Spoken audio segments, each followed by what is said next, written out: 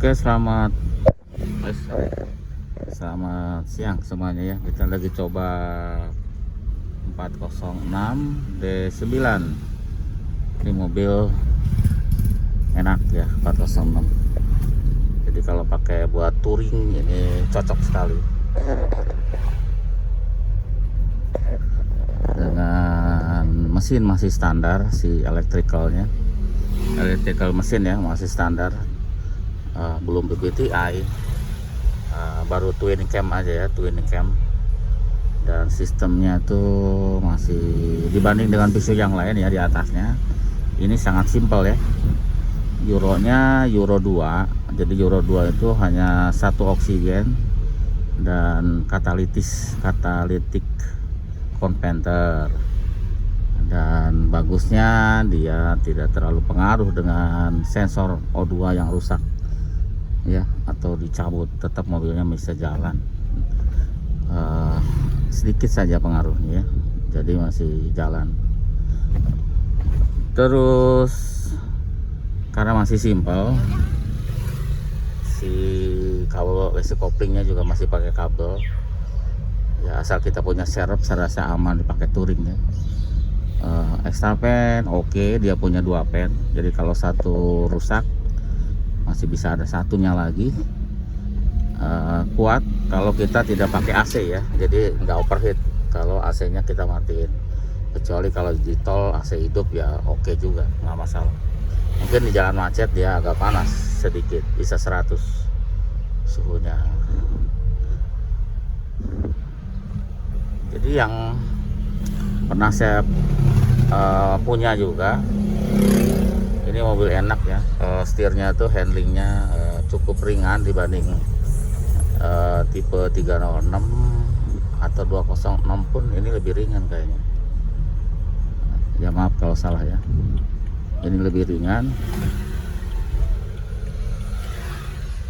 ya, mirip dengan 307 yang EPS elektrik ya, mirip setirnya. Terus apalagi ya tentang ini, untuk tangki juga besar ya, jadi kita kalau touring jauh ini, makanya nih kayak mobil ini cocok buat jalan jauh ya. Selain handlingnya enak, tangkinya juga besar, 70 sampai 80 liter ya. Ada yang bilang 80 liter, ada yang bilang 70 liter, tapi itu cukup besar.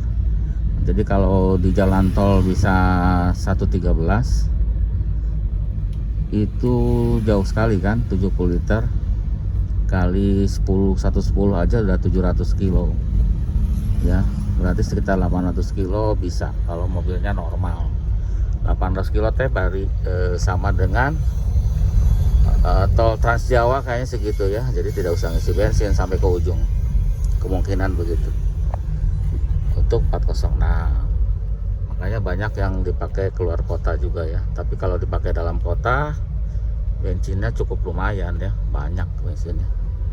Apalagi dipakai ngadem, tambah banyak lagi bensinnya. Jadi sebaiknya jangan ngadem di mobil, buat jalan aja. Kalau pakai jalan dia irit ya. Saya dulu pernah hitung itu kalau luar kota, kalau seirit bisa sampai 113. Nggak tahu yang lain, mungkin ada yang lebih irit atau lebih boros luar kota, saya nggak tahu. Kan tergantung kondisi mesin juga ya. Kalau masih standar itu saya rasa sama iritnya. Terus apalagi yang ada di 406 ya, selain lebar, bagasinya juga dalam, bagasi lebar maksudnya, banyak buat berapa koper masuk. Terus suspensinya independen depan belakang, jadi cukup enak untuk lalap jalanan tol ya.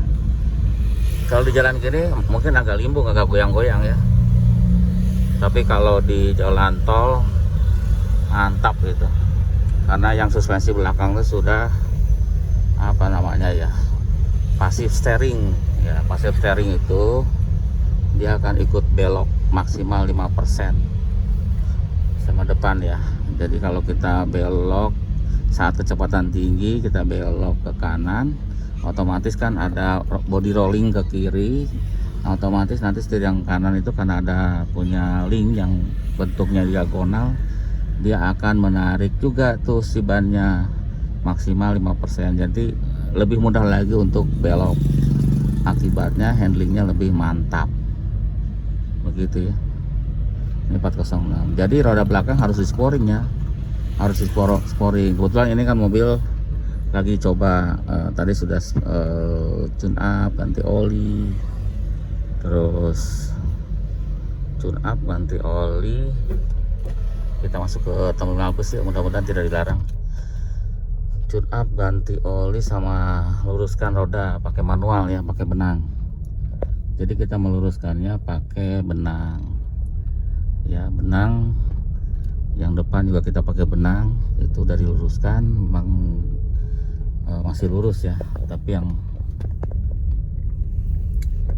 belakang agak bengkok sedikit ya ke dalam bagian depannya, jadi kita luruskan juga pakai benang.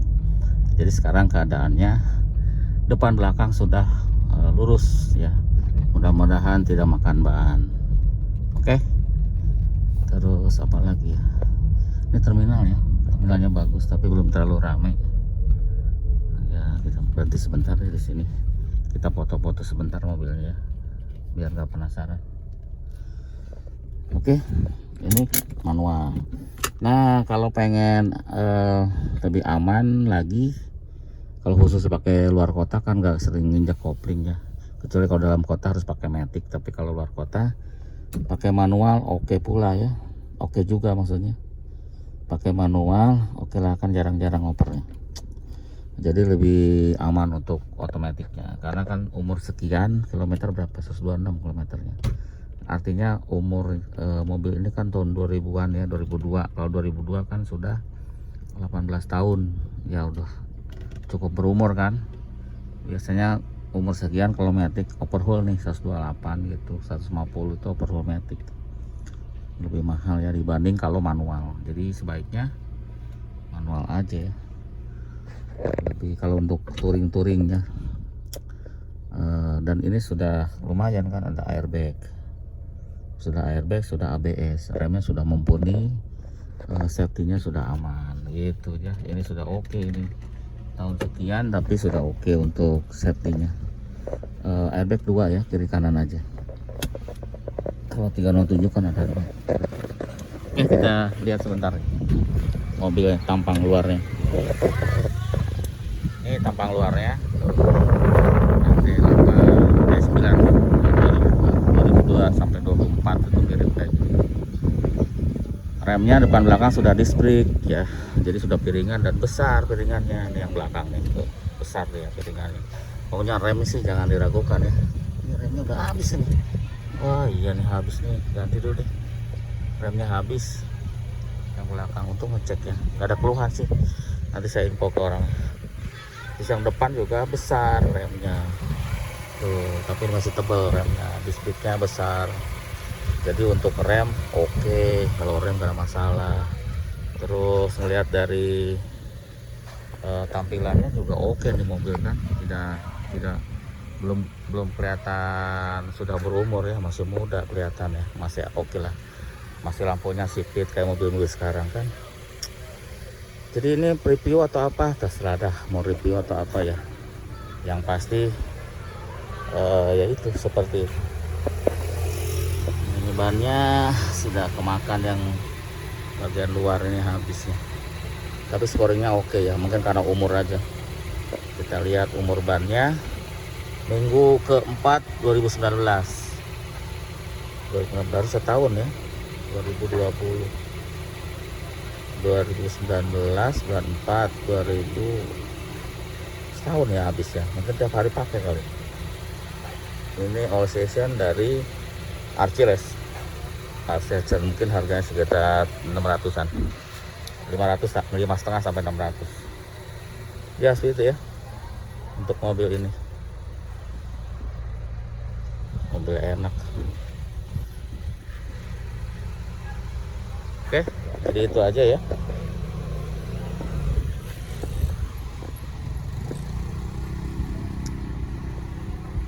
Itu aja untuk ceritanya tentang mobil ini. Terima kasih sudah nonton tuh kan, besar kan, kalau buat touring cocok nih, besar. Terus ini juga legroomnya penting kalau untuk jalan jauh nih, legroom nih. Kalau saya nyetir jauh banget tuh kan, kalau saya nyetir.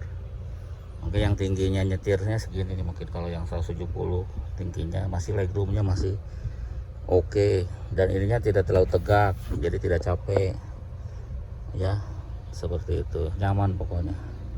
Apalagi ya, ya itu deh, masih oke punya ya untuk dibawa kayak touring kemana, ke 0 km atau kemana, oke lah ya.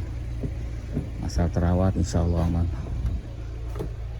Kalau ini sih kayaknya terawat karena sering main ke bengkel, jadi kayak ini walaupun nggak ngeluh nanti kan kasih tahu ya. Kampasnya sudah habis, yang belakang tuh sudah habis.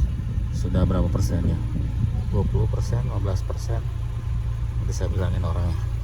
Kita ganti aja, kayaknya sih nggak usah bilangin lah. Kalau untuk safety kita ganti aja.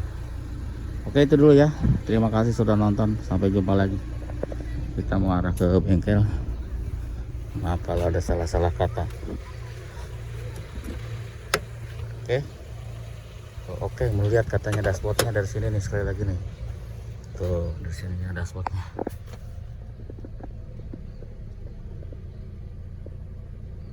Ya, masih oke kan.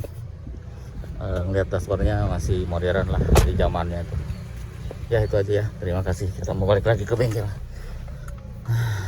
Jadi tesnya sudah oke, tinggal kampas rem. Sampai jumpa lagi.